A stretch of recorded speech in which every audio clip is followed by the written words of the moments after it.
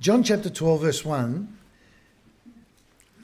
places us in a particular and precise time. 6 days before the Passover. You see that in verse 1? It's 6 days before the Passover.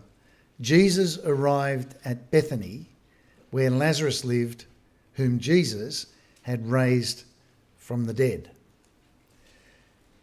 The Greek language is an interesting thing. It's not really, it's boring, but I'll say it's interesting just so I can keep going. There's no punctuation like we have in English, in Greek, and so this next sentence just flows on, where it says, here a dinner was given in Jesus' honour. And you could think that Saturday night in Bethany, there is a dinner in Jesus' honour. But I actually want to say, I don't think that's right. I think this dinner is on Wednesday night. Because what John does throughout his gospel is he takes us to theology, not chronology. So he actually pulls pieces out of time in the life of Jesus to make a point so we will understand who Jesus is.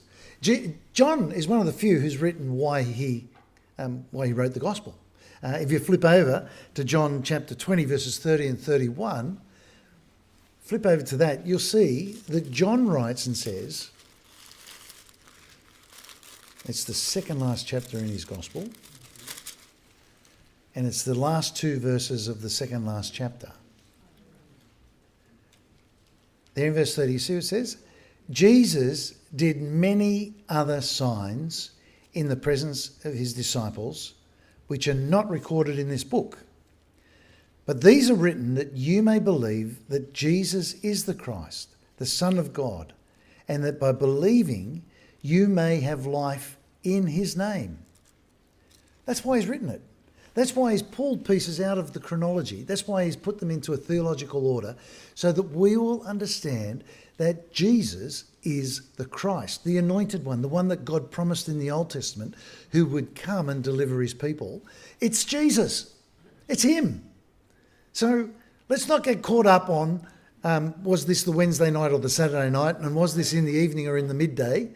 The point John wants to make is a theological one. He wants us to see something about Jesus. So we need to look at that. And we need to consider the signs that he used. John chapter 12 in your Bibles has probably got a big 12. Mine's got a big whopping 12 and a little italicized heading saying Jesus anointed at Bethany. All of that's been put in by the editors. John didn't put that in there. He didn't put the chapters in. He didn't put the verses in. He certainly didn't put the headings in. Zondervan did that. Zondervan's owned by Mr. Murdoch, Rupert Murdoch. It's probably one of Rupert's headings. This one's right. Not all of them are. So you can ignore those headings. If you've got your own Bible, you can cross them out. I give you permission. I'm a bishop. It's all right. But in John chapter 11 flows into John chapter 12. John chapter 11 is the 7th sign in this book of signs. The 7th sign in the book of signs is a man who is dead is brought back to life. And Jesus doesn't do it with an incantation. He doesn't do it with spells. He doesn't do it with potions or any other thing. He simply says, Lazarus, come out. The power of his word. Not surprising, really. At creation, with a word, he made everything. So as if he couldn't just say, Lazarus, come out. Of course he can. He has power over death. He is the one who raises Lazarus. That's a sign that points to him. That's what signs do. Signs are only there to point to things, to highlight things. I like collecting them. We travelled a lot. We've lived in lots of different places and we picked up lots of different signs. Here's one. See if you can pick it up.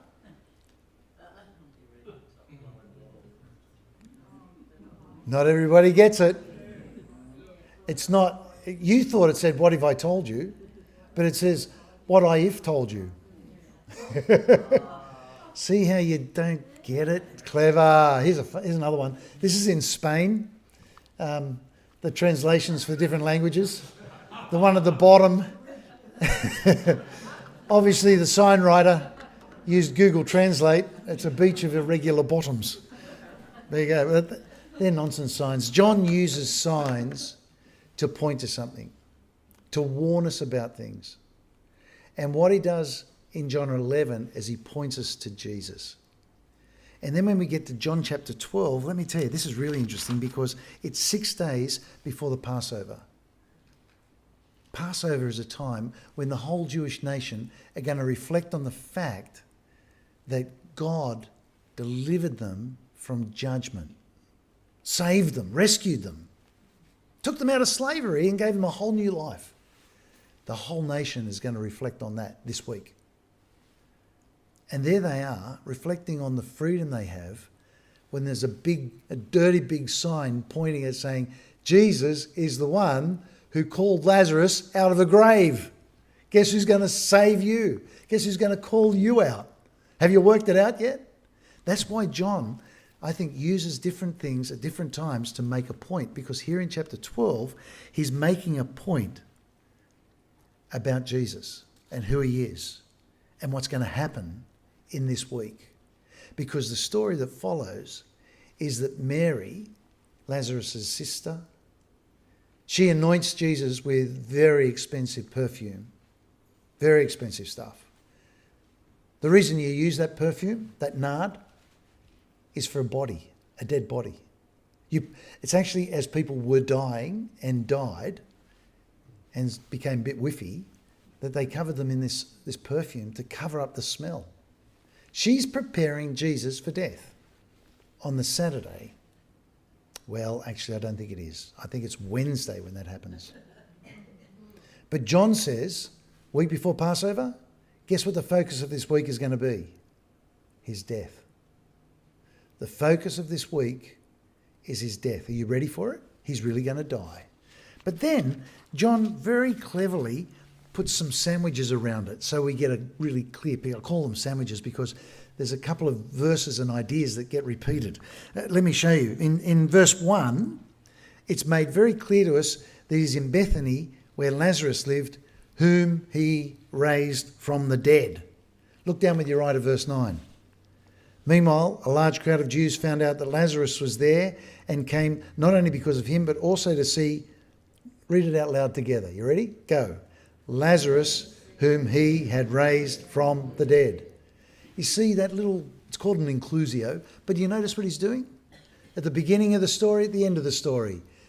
Jesus raised Lazarus from the dead. If this was on your dashboard, it'd be a flashing light.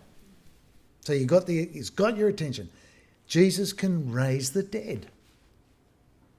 Then, that's not the only one. You go back a little bit earlier, chapter 11, verse 57. The chief priests and the Pharisees had given orders that if anyone found out where Jesus was, then they should report it so they could arrest him. See that? They want to arrest Jesus. He's just raised a man from the dead.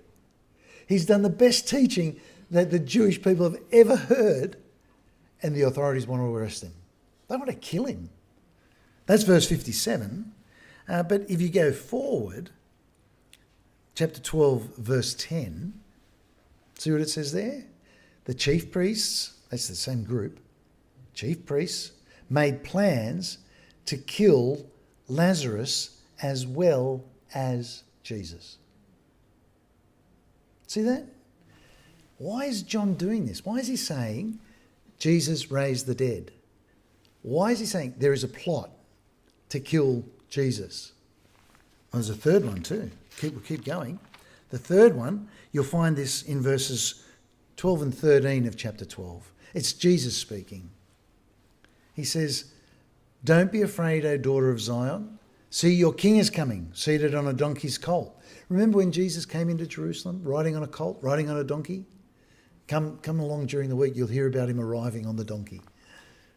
But what's really significant here, Jesus quotes Zechariah from the Old Testament and says, "Here is your king." He's the king. And it's not only there at the end. Go back to chapter 11, verse 27. Martha's speaking.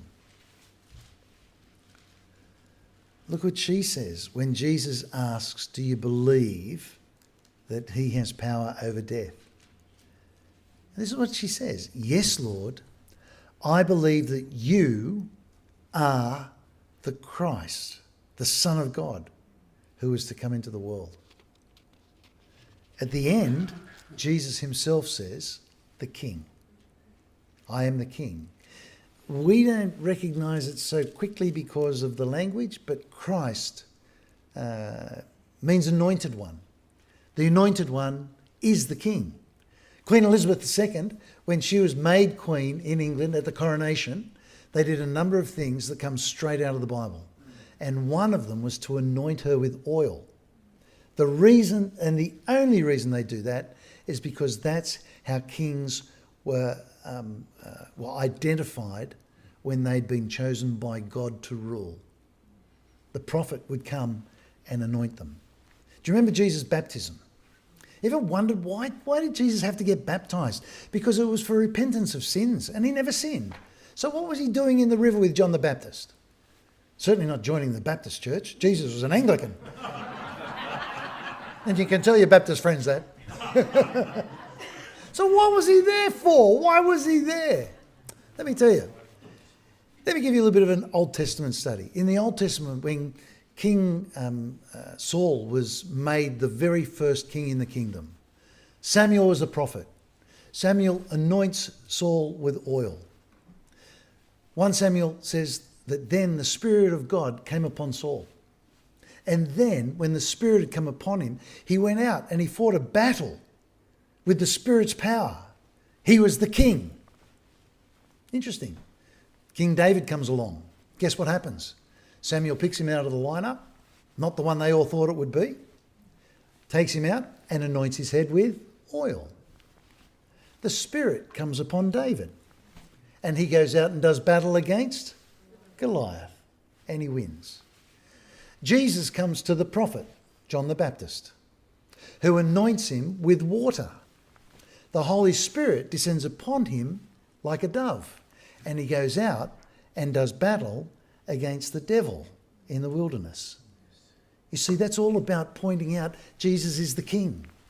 Here, Jesus quotes from Zechariah, I am the King. Martha meets him and says, he is the King. I know you're the King. You're the Messiah. You are the anointed one, the one whom the Spirit's upon, who will win. So, John is squashing this little story about Jesus being prepared for death by saying he's the one who conquers death over Lazarus. He's the one they want to kill. They want to murder him. But he is the King. He's God's chosen King. And that's why this week begins with this focus. John wants us to understand, don't panic. Yes, he's going to be arrested. He's going to get beaten up. He's going to be charged in a court. He's going to lose the case. He's going to be nailed to a cross. He's going to be killed. That's okay. It's okay. This is part of God's plan. Don't give up during the week. Don't lose track of this. He's not here to win the crowds in the temple. He's not here to persuade people to come and follow him to form some sort of rebellion against Rome. He's not here to lead some sort of zealot movement into the wilderness to live as I don't know what kind of monks. That's not what he came. He came to die as the King, but he has power over death. And let me tell you, when you get to Easter Sunday, when you get to that day and the stone's been put in front of his tomb, what a pointless effort that was. Like, why on earth did they think that's going to hold him down? That's the equivalent of me going down to the airport with a roll of sticky tape, going up to the aeroplane, putting as much sticky tape as I can on the tyre and saying, yeah, that should hold it. As if it's going to slow it. It might stop Jetstar, but it won't stop the others. Imagine putting a seal on the stone. Oh, that'll keep him in there. Pathetic. He has power over death and he comes back to life. Of course he does.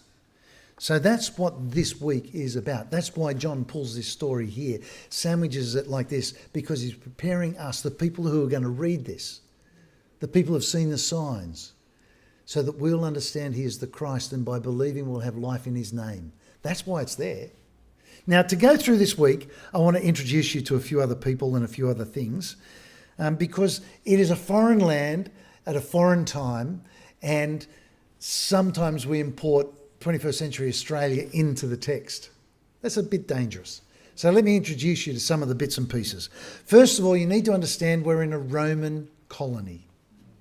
It's ruled by Rome. And Rome has done some great things. Because of Rome, people have access to spices and jewels and nard. I mean, I'm sure if it hadn't been for Rome, they would never have got nard. You know where nard comes from? Nepal, in the Himalayas. That's the only place it's made, and would have been carried across the Himalayas, through Afghanistan, down through Iran and Iraq, into the Middle East, into Palestine. That's why it costs so much. But Rome made that possible because their roads were brilliant. For a few years we lived in Belgium. The end of our street was a park. In the park is a road made by the Romans. Still there. I used to ride my bike to work. My office was in the village, and I'd ride my bike on a Roman road. It was shocking, because it was, but man, some of the Belgian roads were worse, and they were much newer. No, Rome did some fantastic things. Fantastic architecture, fantastic government, but they did it through bloodshed. They did it through bloodshed. It was tyrannical. They were absolutely brutal. They stopped piracy, which meant that it was safe now to travel. That created large ports. And here's the next thing the Romans were good at: charging tariffs and taxes and tolls. So they charged taxes on everybody who's in the empire. Congratulations, we've just invaded you. You're now a Roman citizen, pay up. And by the way, if you use the road, you have to pay a toll. They had people positioned to collect the toll as you went along the road. They had people at the port to collect tariffs on trade. It was a money spinner for them. Mind you, Rome didn't collect the money themselves. They'd appoint locals to do that. And in Judea, at the time of Jesus, certainly when he was born, the person that they'd chosen, put in place, was a man named Herod. Herod, he's a modest man, called himself Herod the Great. And we need to identify which Herod, because when you read through the New Testament, there are 4 Herods. And it's very confusing because they call themselves Herod. It's very confusing. But Herod the Great, the first Herod, he's the Herod around when Jesus is born. He's the one who really built the temple. He built Caesarea Maritima. Have anybody ever been or heard of Masada? A Jewish fort up on the top of a mountain. He built that. He didn't build the elevator that takes you up to it, but that's the easy way now.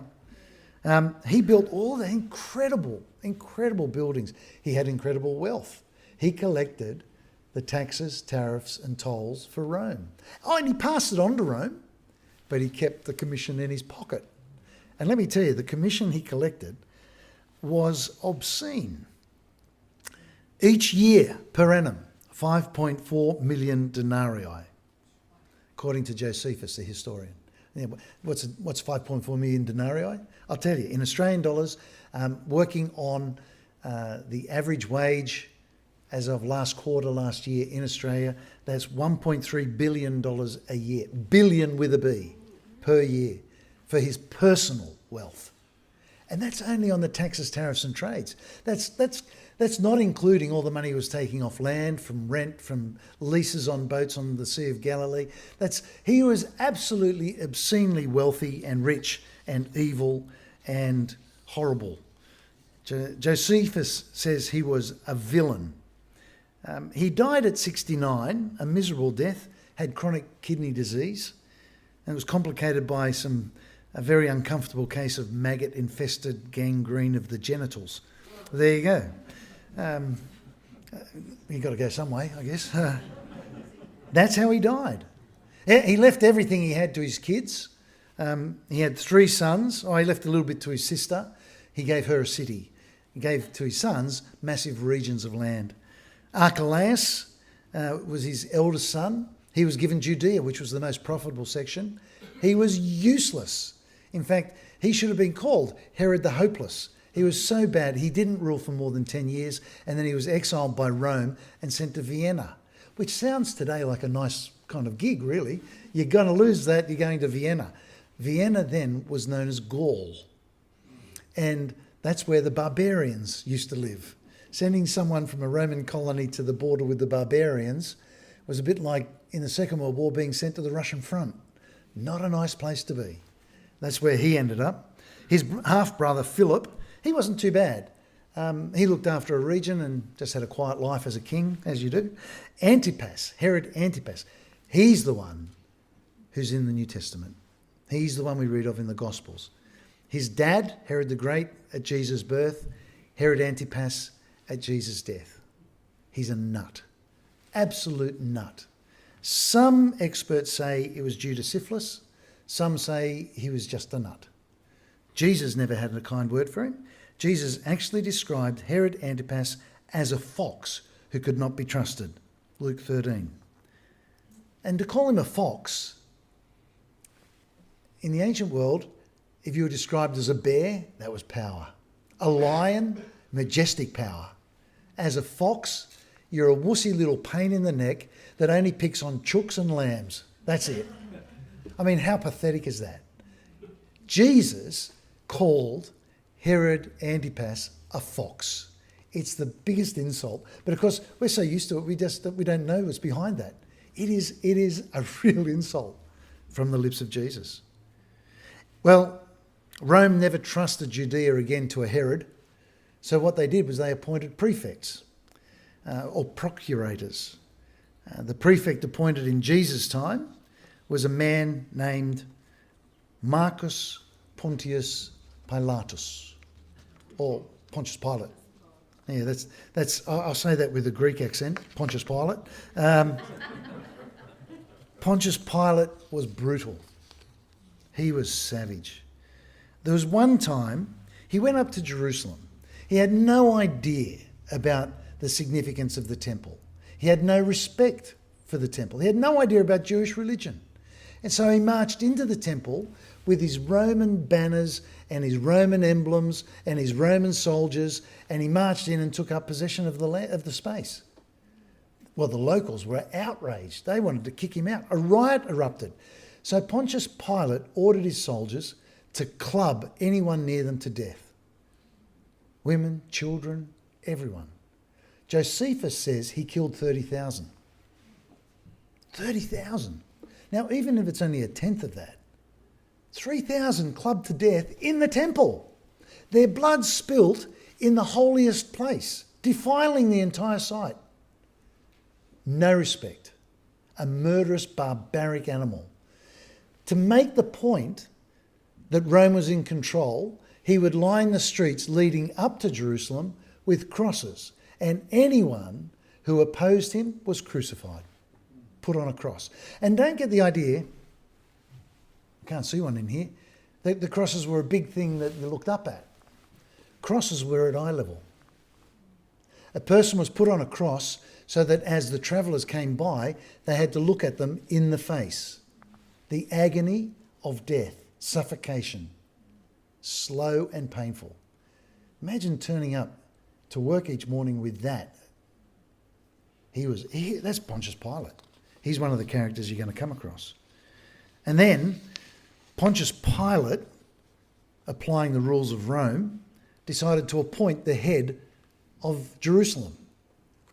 So he goes, okay, I've worked it out. I made a mistake when I first got here. Sorry. Who do you want to look after the temple and the city? Well, there were a few groups around, and they're all vying for power because the temple was an absolute money spinner. Herod the Great had built a hippodrome, well, a horse racing track, an amphitheatre, and other theatres and areas for entertainment. It was like the Gold Coast on the hill. It was absolutely spectacular. What a place to have a holiday. And then you've also got the temple above it, one of the wonders of the world. What a tourist trap. Fantastic. And guess what? To come and go, you had to pay money. So who didn't want to run that? There was a group called the Sadducees. They were the richest. They owned lots of land around Galilee, lots of farming. They were very wealthy. So Pontius Pilate says, well, rich people know what they're doing. That's what we do in Rome. I'll find a rich person. Found a guy named Caiaphas, made him high priest. You're in charge. Guess how many people liked him? Nobody liked him. People resented the fact that because in Jewish culture, to be successful was to be wise, learned, not wealthy.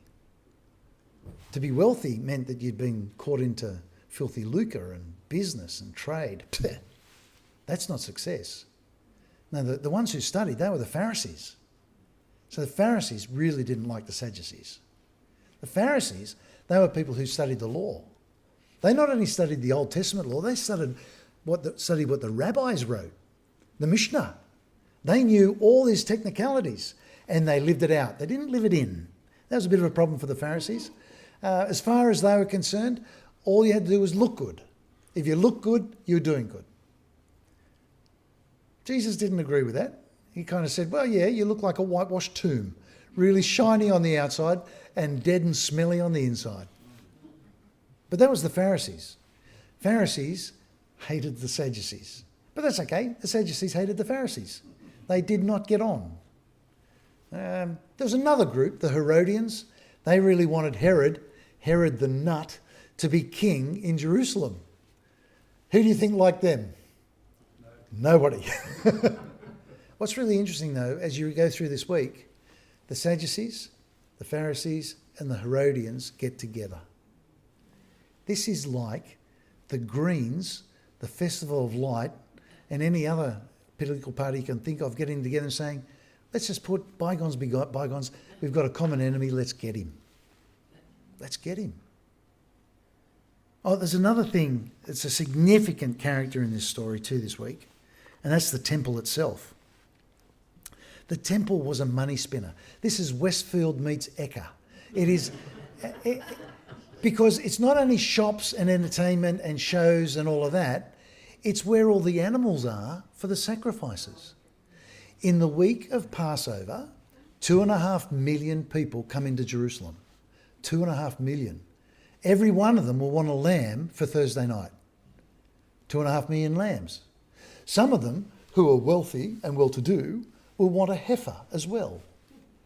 Some of them will need a heifer because the Pharisees had created so many rules and regulations that if on your way to Jerusalem you defiled yourself, you would need the ashes of a red heifer that had never worked to be sacrificed, and you would need those ashes to purify yourself in order to be able to go into the temple. So you had to get there early, which is why on Saturday people are arriving. They want to make sure they're purified. They don't want to turn up and get pushed away. I remember years ago we had a holiday in Foster on the north coast of New South Wales. We turned up. Someone was in our holiday house. I put the code in to get into the door. It opened and there's a guy who said there's been a mix-up and we're in, you're not. Bang. Thank you very much. Now what do I do? It felt terrible to be excluded from our holiday. Imagine travelling all the way to the temple for the Passover and being told, no, can't come in. You didn't get the heifer on Saturday. Sorry, you're out. The temple was such a huge money spinner. You'll see how Jesus goes in and what he thinks of the people making money out of it, chases them out of there. But the temple, it's really big. So what I thought I'd do is show you in relation to where we are right now. The temple, or the city of Jerusalem, let's go with the city of Jerusalem. It's 2.5 million people came into Jerusalem this week. That's the city of Jerusalem. Tawantin is bigger than the city of Jerusalem. Can I ask you just for a moment to imagine 2.5 million people in this little part of Tawantin? You can't, can you? You wouldn't be able to move. And no portaloos. What are they doing? Well, that's what the Valley of Hinnom is all about. Down the bottom here is the Valley of Hinnom, the Valley of Gehenna. And that door there, the gateway there into the city, is called the Dung Gate. D-U-N-G. It was named for a reason, because that's where everything slopped down and into the Hinnom Valley. The temple, that's how big the temple was. We're not talking about a church. We're not talking about a cathedral. We're talking about 35 acres. We're talking about 14 hectares. Massive. Kind of dominates everything, doesn't it? It dominates everything. It dominated the city. It dominated the economy. It dominated the politics. It dominates this week. It took years to build this temple. And the Sadducees and the Pharisees are so proud of it. That's why John, at the beginning of his gospel, tells a story about Jesus going along and saying, see this temple? You can destroy it 3 days, I'll rebuild it. Because he's talking about himself as the temple. But they panicked when they heard that. That's enough for him to have a death warrant put on him. Well, it's going to be crowded, it's going to be busy, it's going to be noisy, it's going to be smelly, and I don't think we ever imagine any of that when we look at the last week of Jesus. But I want you to have it in mind. Crowds cramming in, noises all the time, smells you wouldn't believe, an abattoir without a hose to wash anything away. Oh, man, that's the week we're looking at. I think it'll be a great ride. I hope you enjoy it.